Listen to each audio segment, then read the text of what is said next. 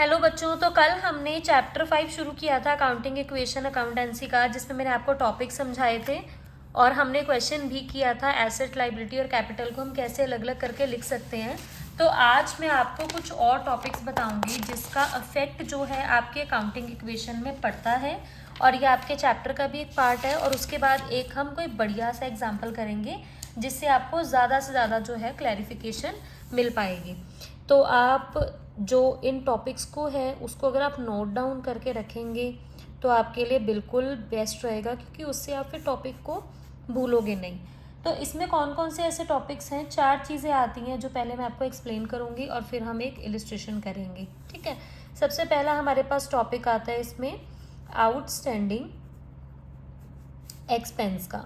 Outstanding expense का मतलब कौन सा एक्सपेंस होता है? एक्सपेंस तो आपको पता लग गया, खर्चा होता है। आउटस्टैंडिंग वो होता है कि जो आपकी कैपिटल में से माइनस होने वाला है। सबसे पहले तो आप ये याद रखना कि ये आपकी जो कैपिटल होती है इसमें से माइनस होता है, और ये वो खर्चा है जो आप कर चुके हो पर इसके आपने पैसे नहीं दिए।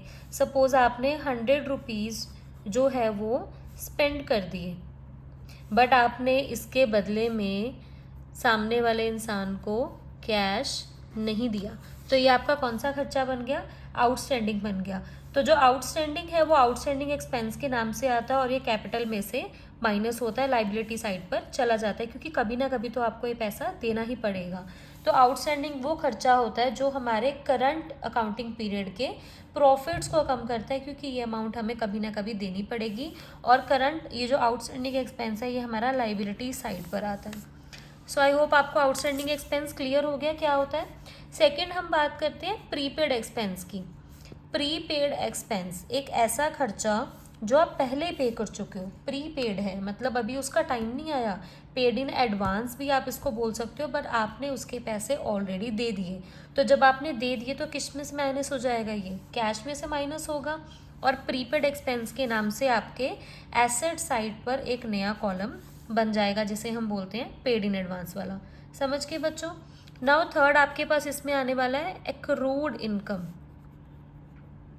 एक्रूड इनकम, एक्रूड इनकम का मतलब क्या होता है? वो इनकम जो आपने कमा ली है।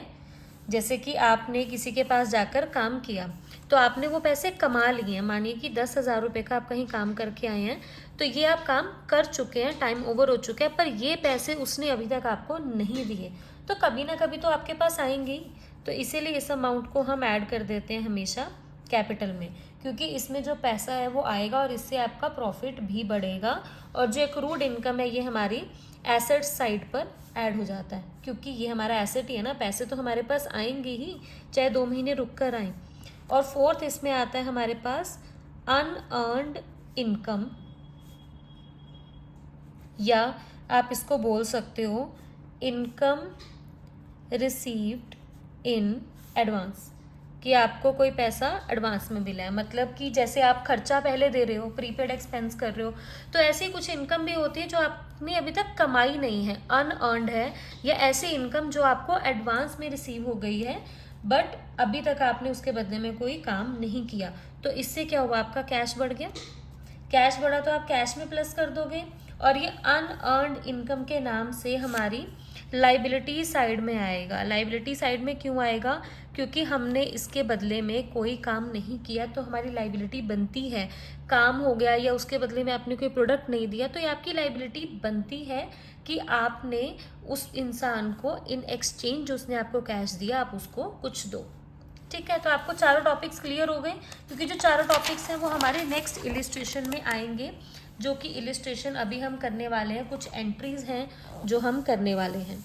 ठीक है, तो अभी हम सबसे पहले एक ऐसा टेबल बना लेते हैं क्वेश्चन करने के लिए।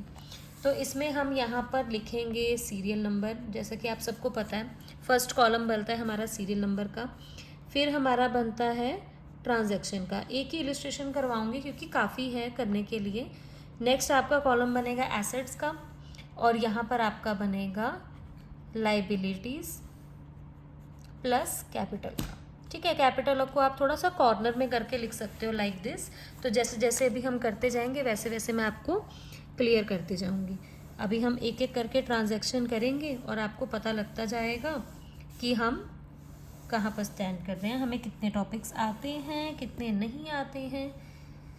तो चलिए, एक आप एक्स्ट्रा कॉलम एसेट्स और लाइबिलिटीज़ के नीचे बना लेना, कोई भी एक्स्ट्रा आइटम अगर आपने लिखनी होगी। सीरियल नंबर वाला मैं थोड़ा सा छुपा देती हूँ क्योंकि इसकी ज़रूरत नहीं है, वो सीरियल नंबर हम 1 बाय 1 लिख लेंगे। तो सबसे पहले इलिस्ट्रेशन नंबर 6 करवा रही हूँ मैं आपको। इसकी 7 एंट्रीज़ हैं, 7 की 7 एंट्रीज़ हम करने वाले हैं। तो अनिल के पास ये फॉलोइंग ट्रांजैक्शंस हैं और वो चाहता है कि आप इसको रिकॉर्ड करो। सबसे पहला, कमेंस्ड बिजनेस विद कैश 50,000। सबसे पहले हम इसको लिख लेंगे। आप कमेंस्ड भी लिख सकते हो, स्टार्टेड भी लिख सकते हो।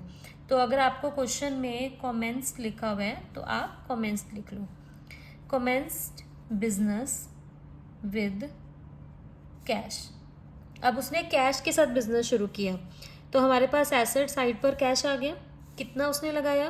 50,000। तो हम यहाँ पर 50,000 लिख देंगे और हमारे पास यहाँ कैपिटल में भी जो 50,000 है वो ऐड हो जाएगा क्योंकि बिजनेस की कैपिटल है ना, बिजनेस में पैसा आ गया। नाउ नेक्स्ट ट्रांजैक्शन हम पढ़ते हैं। Purchase goods for cash 20,000 and credit 30,000 कि उसने गुड्स खरीदे हैं, स्टॉक खरीदा है 20,000 का कैश में और 30,000 का क्रेडिट में खरीदा है। सबसे पहले हमारे पास क्या आए हैं? गुड्स आए हैं। कितने के आए हैं? टोटल 50,000 का स्टॉक आया आपके पास। तो सबसे पहले तो हम एसेट साइड पर एक स्टॉक का कॉलम बनाएंगे जिसमें हमारे पास टोटल स्टॉक आ गया 50,000 का। अब उसने कहा कि उसने 20,000 का जो स्टॉक है वो कैश में खरीदा है।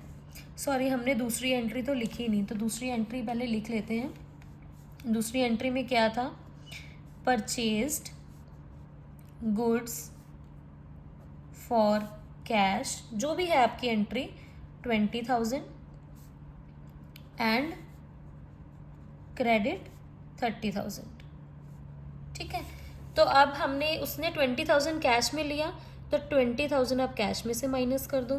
30,000 का उसने क्रेडिट पे खरीदा है। क्रेडिट पे खरीदा तो हमारी लाइबिलिटी साइड पर क्या बन जाएंगे? क्रेडिटर्स बन जाएंगे, बिल्कुल इसके सामने 30,000 के क्रेडिटर्स बना देंगे हम और 50,000 का हमारे पास स्टॉक आ गया। ऊपर आप इसको 0 ही लिखा रहने दो। ठीक है, सो कुछ इस तरीके से हमारी इसमें एंट्री होगी और इसमें आपने हर एंट्री के बाद जो है अमाउंट टोटल करते रहना है। तो अब आपकी यहाँ पर न्यू इक्वेशन बनेगी। जब भी आपका प्लस माइनस होता है ना, तो तब आपकी नई इक्वेशन बन के आती है। नई इक्वेशन कैसे बनी? कैपिटल आपके पास आ गई 50,000 की, क्रेडिटर्स आपके बन गए 30,000 के, 50,000 का आपके पास स्टॉक आ गया और कैश कितना बच गया आपके पास? 30,000 का। अब दोनों चीज़ें देखो, दोनों आपके पास इक्वल आ रही हैं, तो आप इसी तरीके से अपने क्वेश्चन को कंटिन्यू करते जाओ। चलते हैं हम अपनी थर्ड इक्वेशन की तरफ। थर्ड में आपको बोला है sold goods for cash 40,000 costing 30,000 कि आपने 40,000 के स्टॉक को 30,000 में बेच दिया। आपने 10,000 का नुकसान किया, पर सबसे पहले आपके पास कितना स्टॉक कम हो गया? 40,000 का। तो हम इसकी इक्वेशन लिखेंगे, sold goods for cash ₹40,000 for 30,000। Sorry, इसमें ऑपोजिट लिखा है, थोड़ा मुझे पढ़ने में दिक्कत होगी कि इसमें लिखा है कि आपने गुड्स जो परचेज किए थे, सॉरी इसमें सॉरी मुझे समझने में गलती होगी। इसमें लिखा था कि जो गुड्स आपने बेचे हैं 40,000 में, जो 30,000 के गुड्स थे, तो आपने 10,000 का प्रॉफिट किया है। तो इसमें स्टॉक कितने का आपने सेल किया है, सबसे पहले वो माइनस करेंगे। इसमें आपने 30,000 का स्टॉक जो है वो सेल कर दिया और इसमें कुछ बता नहीं रखा कैसे पैसे आए हैं, तो हम मानेंगे कि इसके बदले में आपके पास कैश आया है। तो कैश में 40,000 प्लस हो गए, 30,000 आपके स्टॉक में से माइनस हो जाएंगे और आपको इसमें 10,000 का प्रॉफिट हुआ है। तो प्रॉफिट कहाँ प्लस होता है? आपका कैपिटल में। यहाँ पर आप ब्रैकेट में प्रॉफिट लिख सकते हो। ठीक है, तो अब यहाँ से आपके पास न्यू इक्वेशन बनकर आएगी और आप इसका प्लस माइनस कंप्लीट कर दोगे। अब आपके पास कैश कितना हो गया? 70,000 का। स्टॉक कितने का बच गया? 20,000 का। 30,000 के आपके पास क्रेडिटर्स हैं और आपके पास 60,000 की कैपिटल है। ठीक है, अभी भी दोनों साइड्स अगर आप देखोगे तो टोटली सेम आने वाली है। एक और एंट्री हम इसमें कर लेते हैं। इसमें लिखे रेंट पेड 500, सैलरीज पेड 5,000। कुछ नहीं बता रखा, कि इसमें आपने कैश में पे किया है या कैसे, तो हम इसको कैश में मानेंगे। रेंट पे किए, सैलरीज पे किए, दोनों कैश में से माइनस हो जाएंगी, और ये दोनों चीज़ें बिजनेस का खर्चा है तो ये कैपिटल में से भी माइनस हो जाएगा। ठीक है, तो इसकी स्टेटमेंट लिख देते हैं हम, रेंट पेड, और आप लिख लो इसमें सैलरीज पेड। ठीक है, तो कैश में से माइनस करेंगे, रेंट हमने पे किया 500 का और सैलरीज पे की है 5000 की। स्टॉक पे कोई फ़र्क नहीं पड़ेगा, ज़ीरो आएगा, इसमें कोई फ़र्क नहीं पड़ेगा, ज़ीरो आएगा, और ये जो आपका 500 है और 5000 है, ये दोनों ही आपके कैपिटल में से माइनस हो जाएंगे क्योंकि ये आपका बिजनेस का एक्सपेंस है। ठीक है, तो ये आपका माइनस करके आंसर क्या आएगा बताओ बच्चों, आप माइनस कीजिए तब तक। तो ये आएगा आपका 64,500 रुपीज़, एंड आपका जो स्टॉक है वो तो 20,000 का ही है, और यहाँ पर आपके क्रेडिटर्स हो गए 30,000 के, और आपके पास कैपिटल कितनी बच गई 54,500 की। अब इसमें बात करते हैं हम एंट्री नंबर 5 की। इसमें लिखा है रेंट आउटस्टैंडिंग 100 रुपीज़ और सैलरीज भी आउटस्टैंडिंग है। आपको मैंने पहले ही बताया था कि आउटस्टैंडिंग अमाउंट कहाँ पर आती है, तो चलिए अब देखते हैं। मतलब इसमें रेंट का टाइम आपका निकल चुका है पर आपने रेंट दिया नहीं, आपकी सैलरीज का टाइम भी निकल चुका है पर आपने सैलरीज भी नहीं दी है। तो अब इस ट्रांजैक्शन को हम किस तरीके से रिकॉर्ड करने वाले हैं। सबसे पहले तो आप 5th वाली ट्रांजैक्शन लिखोगे जो भी है आपकी, जैसे कि इसमें लिखा है कि आपका रेंट आउटस्टैंडिंग है और साथ ही में इन्होंने आपको बोला है कि आपकी जो सैलरीज हैं वो भी आउटस्टैंडिंग में ही हैं। तो दोनों की दोनों ही अमाउंट जो है वो आउटस्टैंडिंग एक्सपेंस में आएंगी, जो कि हम लाइबिलिटी साइड पे बनाएंगे क्रेडिटर्स के साथ में।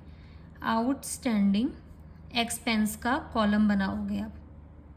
ठीक है, कितना आउटस्टैंडिंग एक्सपेंस हो गया आपका, एक हो गया आपका 100 रुपीज़ का और एक हो गया आपका 1000 रुपीज़ का, तो ये टोटल प्लस हो जाएगा। और सेम यही अमाउंट आपकी कैपिटल में से माइनस हो जाएगी, -100 और -1000। इसके अलावा आपके क्रेडिटर्स पे कोई फ़र्क नहीं पड़ने वाला, सॉरी कॉपी थोड़ा नीचे हो गई थी, तो ये 100 और ये आउटस्टैंडिंग एक्सपेंस में आ गया और कैपिटल में से माइनस हो जाएगा। देन इसमें आपके कैश पे कोई इफेक्ट नहीं हुआ और आपके स्टॉक पे भी किसी भी तरीके का इफेक्ट नहीं होगा। तो इसको आप इस तरीके से अब बैलेंस कर दोगे।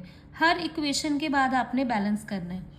कैश कितना बच गया 64,500, देन आपके पास स्टॉक आ गया 20,000 का, क्रेडिटर्स आपके पास हैं 30,000 के, देन आपके पास 1100 का आउटस्टैंडिंग एक्सपेंस बच गया, और इसमें से हम कैपिटल में से माइनस करेंगे तो कैपिटल हमारी होगी 53,400 रुपीज़ की।